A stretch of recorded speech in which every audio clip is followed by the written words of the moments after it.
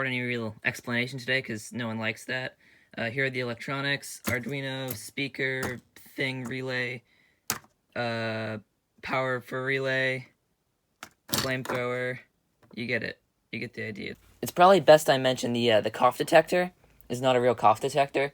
I thought about writing a real cough detector, but that sounded horrible, so I just wrote a loud noise detector instead, which was way easier, and it's the first time I've ever used the speaker chip, so you can also just...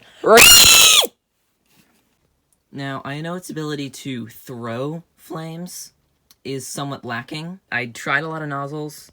They just didn't do great, didn't get the right air mixture, so I kind of gave up on that. Here's the best nozzle, though. That's what, yeah. It works a lot better with a better pilot light.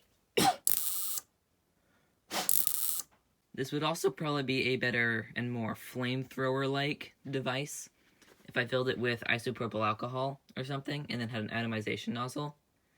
But there's two things about that. One, atomization nozzles are hard to make. I tried that. Second, there is something that all the stores just so happen to currently be out of, and that is rubbing alcohol. So, yeah, that's why it's terrible. It has nothing to do with me, of course. You gotta rest it upside down to drain all the butane out of the hole in the top. That's what it's for. Running down the avenue.